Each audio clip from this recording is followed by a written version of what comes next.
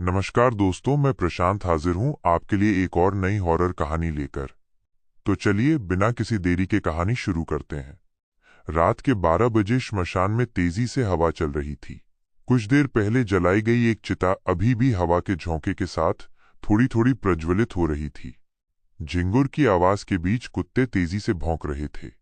उनके भौंकने की आवाज इतनी भयानक थी कि किसी का भी दिल दहल जाए। मगर ऐसे माहौल में भी एक औरत सफेद साड़ी पहने पेड़ के नीचे काले कपड़े से गुड़िया बना रही थी। उसने अपने आसपास एक घेरा बना लिया था। उसके पास ही एक तांत्रिक पूजा में उसकी मदद कर रहा था। तांत्रिक, ये गुड़िया बन गई है, अब तुम मंत्र जाप शुरू करो। मंत्र का जाप करते हुए वो उस गुड़िया पर फूल फेंक रही थी। पुरुष उसे पूरी पूजा करने के लिए निर्देशित कर रहा था। कुछ देर बाद तांत्रिक बोला, आज की पूजा पूरी हो गई, अब कल आना। पुरुष के द्वारा निर्देश मिलते ही वो तुरंत वहां से उठकर कुछ इस तरह गायब हो गई कि मानो अमावस्या के दिन चांद होता हो। मोदी मेंशन में सुबह से ही हलचल मची हुई थी। मेहमानों की आवाजाही के बीच सुमन जी उनके खाने पानी की व्यवस्था भी देख रही थी। सुमन, कहाँ हो? अरे कब से तुम्हें ढूंढ रहा हूं। क्या हुआ, क्यों आवाज दे रहे थे? वहां बाहर गार्डन में डीजे, लाइट्स और शावर सबकी व्यवस्था पूरी हो गई है ना? और रूही कहाँ है? उसे बोलो कि अब मेहमान भी हल्दी का प्रोग्राम शुरू होने का वेट कर रहे हैं। वो बस आने ही वाली है। आने वाली क्या है, आ ही गई। कितनी प्यारी लग रही है मेरी बेटी, किसी की नजर ना लगे। दरअसल मोदी मेंशन में सुमन और राकेश जी की बेटी रूही की शादी के फंक्शन शुरू थे। मेहमानों के साथ हल्दी का फंक्शन चालू हो गया था। सब लोग एंजॉय कर रहे थे। तभी जो हल्दी वहां पर रखी थी रूही को लगाते ही काली हो गई। सोनाली, ये क्या हुआ? मैंने तुम्हें खास कहा था कि हल्दी के फंक्शन के लिए ऑर्गेनिक हल्दी मंगवाना, मगर तुम्हारा ध्यान रहता ही कहाँ है। सोनाली सुमन जी की देवरानी थी जिसने शादी की तैयारियों में सुमन जी की मदद की थी। भाभी, मैंने ध्यान दिया था, हल्दी ऑर्गेनिक ही है। ये देखिए पैकेट। तो फिर देखो ये क्या हो गया। रूही, तुरंत जाकर मुंह धोकर आओ। सब मेहमानों के बीच सुमन की डांट खाकर सोनाली कुछ नाराज हो जाती है, मगर मौके की नजाकत देख खामोश ही रहती है। अरे कोई बात नहीं, कभी कभी ऐसा हो जाता है। बाकी का फंक्शन एंजॉय करो। राकेश ने ये कह तो दिया था एंजॉय करो, मगर खुद उसे भी नहीं पता था कि अब कोई फंक्शन एंजॉय नहीं कर पाएगा। देर रात वो औरत फिर शमशान में बैठी अपनी पूजा को कंटिन्यू कर रही थी। अगली सुबह सभी लोग शादी के आगे के फंक्शन के लिए मैरिज हॉल रवाना होने वाले थे। तेज हवा चलने लगी। खिड़की दरवाजे तेजी से हिल रहे थे और रूही के घर से बाहर निकलते ही दरवाजे पर बंधा हुआ तोरण नीचे गिर गया। सुमन जी का दिल एकदम से बैठ गया, मगर राकेश जी ने उनका हाथ पकड़कर आगे बढ़ने के लिए कहा। सब लोग डरे डरे से मैरिज हॉल की तरफ रवाना हुए। बारात आ चुकी थी। रूही अपने कमरे में तैयार हो रही थी। तभी उसके कमरे में सोनाली आई। अरे चाची जी, आप यहाँ? बेटा, आज तेरी शादी हो जाएगी। मैं तेरे लिए बहुत खुश हूँ। बचपन से लेके आज तक तुझे हर वो चीज मिली जो तूने चाही, मगर मेरी बेटी हर चीज के लिए तरसती रही। चाची जी, ये क्या कह रही हैं आप? इस समय ये सारी बातें? बेटा, जब इंसान का अंतिम समय आता है ना, तो उसे सारी सच्चाई बता देनी चाहिए। अब तुम्हारा अंतिम समय आ चुका है, तो तुम्हें सब कुछ जानना होगा। कहते हुए वो जोरों से हंसने लगी। चाची जी, ये आप क्या बकवास कर रही हैं? मम्मी पापा, कोई है यहाँ? प्लीज अंदर आओ कोई। रूही चीखकर अपने मम्मी पापा को आवाज दे पाती, उसके पहले ही उसकी चाची ने उसके मुंह पर हाथ रखा और धक्का देकर पलंग पर गिरा दिया। मुंह बंद कर, आवाज नहीं आनी चाहिए, कहते हुए उसने चाकू उसकी गर्दन से अड़ा दिया। तुझे क्या लगा मैं तुझे इतनी आसानी से मार दूंगी? नहीं, तू मरेगी, मगर तड़प तड़प कर। किसी को पता भी नहीं चलेगा कि तुझे मैंने मारा है। देखना चाहती है कैसे? कहते हुए राधिका ने अपने हाथ में गुड़िया ली और उसका हाथ मोड़ दिया। सोनाली ने हाथ तो गुड़िया का मोड़ा था, मगर दर्द रूही को हुआ। क्या हुआ? दर्द हो रहा है? ऐसा ही दर्द मेरे सीने में भी होता है जब मैं तुम लोगों को खुश देखती हूँ।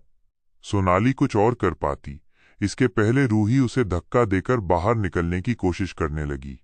रूही, रुक जा। अगर तूने एक भी पैर इस कमरे से बाहर निकाला तो तुझे पता है ये दूसरी गुड़िया कौन है? दूसरी गुड़िया तुम्हारा होने वाला पति निखिल है।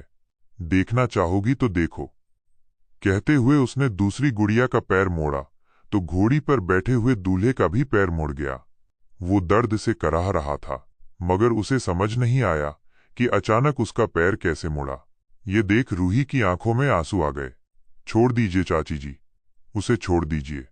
क्या चाहती हैं आप? बस इतना ही कि तेरी जगह आज मेरी लड़की रानू दुल्हन बने और तू उसके रास्ते से हमेशा हमेशा के लिए हट जाए। कहते हुए उन्होंने रूही को सम्मोहित किया और उसे छत पर बनी हुई पानी की टंकी में जाकर छिप जाने के लिए कहा। सोनाली की बातों से सम्मोहित होकर रूही छत की टंकी पर जाकर छुप गई। बारात स्वागत की कुछ देर बाद फेरों की तैयारियां शुरू हो गईं। शादी का मुहूर्त नजदीक आ चुका है। दूल्हे को पूजा पर बिठाइए और दुल्हन को बुलवाइए। पंडित जी के कहने पर राकेश जी ने दूल्हे को मंडप में बिठाया और सुमन जी को रूही को लेने के लिए भेज दिया। मगर अगले ही पल अच्छा भला मौसम खराब होने लगा। जोर जोर से हवाएं चलने लगीं। मंडप गिर गया। बारिश के कारण हवन कुंड की अग्नि बुझ गई। अरे ये क्या हुआ? ये तो घोर अपशगुन है। राकेश जी इस अपशगुन को रोकने के लिए पंडित जी से उपाय पूछ ही रहे थे कि तभी सुमन जी बदहवास होकर वहां आईं और बोलीं, राकेश, गजब हो गया, रूही कहीं भी नहीं मिल रही है। ये क्या कह रही हो? वो कहीं नहीं मिल रही है। ऐसा कैसे हो सकता है? ढूंढो उसे। तभी सोनाली वहां आई और उन सबको परेशान देखकर बोली, भाई साहब, आप रूही को ढूंढ रहे हैं, मगर मुझे तो लगता है रूही इस मंडप को ही छोड़कर भाग गई। उसे शादी ही नहीं करनी होगी। मेहमानों के सामने ये क्या बकवास कर रही हो? उसको शादी नहीं करनी होती तो वो मुझे पहले ही मना कर देती। इस तरह घर छोड़कर कभी नहीं जाती। तो फिर अब आप ही बताओ कि वो कहाँ चली गई। आप लोगों को तो मेरी कही हर बात बुरी लगती है, मगर आप लोगों ने तो अपनी बेटी को इतनी छूट दे रखी है कि जिसका नतीजा देख ही लिया आप लोगों ने। दोनों परिवारों की कितनी बदनामी होगी। मैं सही कह रही हूं ना भाई साहब? कहते हुए वो रूही के ससुर के पास चली गई। वो भी हैरान थे कि अब क्या होगा। घर परिवार में उनकी कोई इज्जत नहीं बचेगी। आप ठीक कह रहे हैं। यदि बिना दुल्हन के हम लोग घर पहुंचे तो हमारी कितनी बदनामी होगी। राकेश जी खुद वैसे ही परेशान थे। उसके ऊपर से उनकी बात सुनकर बोले, भाई साहब, मैं आपसे क्षमा चाहता हूं, मगर मेरी कुछ समझ में नहीं आ रहा है कि रूही इस तरह कहाँ चली गई। अब बताइए मैं क्या कर सकता हूं? दोनों परिवारों को बदनामी से बचाने का एक ही उपाय है। रूही की जगह रानू को दुल्हन बना दिया जाए। सोनाली की बात सुनकर सब लोग वहां हैरान रह गए। राकेश जी गुस्से में बोले, ये कोई सब्जी मंडी है क्या कि एक सब्जी नहीं मिली तो दूसरी ले आओ?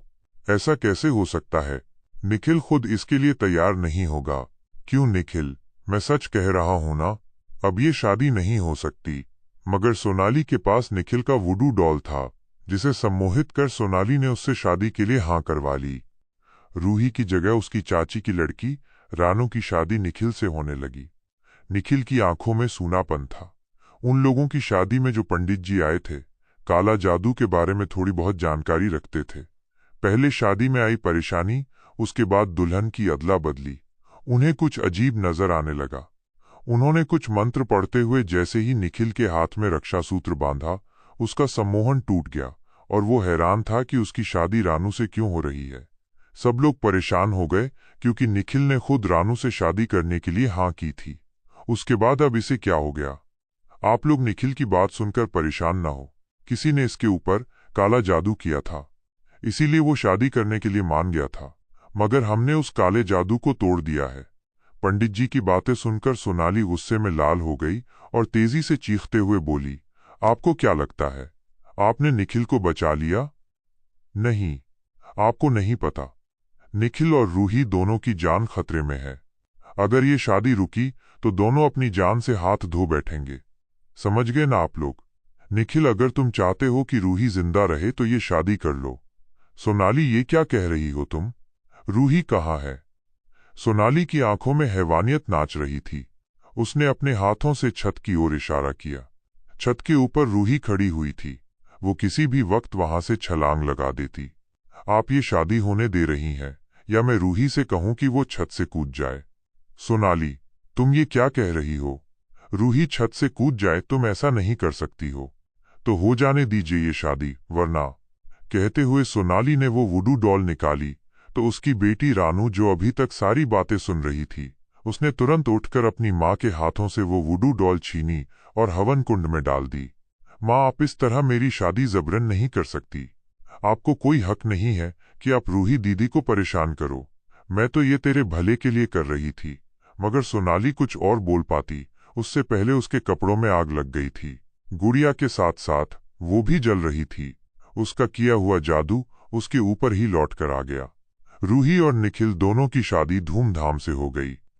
दोस्तों, ये थी हमारी आज की कहानी। आपको कहानी कैसी लगी कमेंट करके बताएं और ऐसी कहानियां सुनने के लिए हमारे चैनल को सब्सक्राइब करें। मिलते हैं एक नई कहानी के साथ।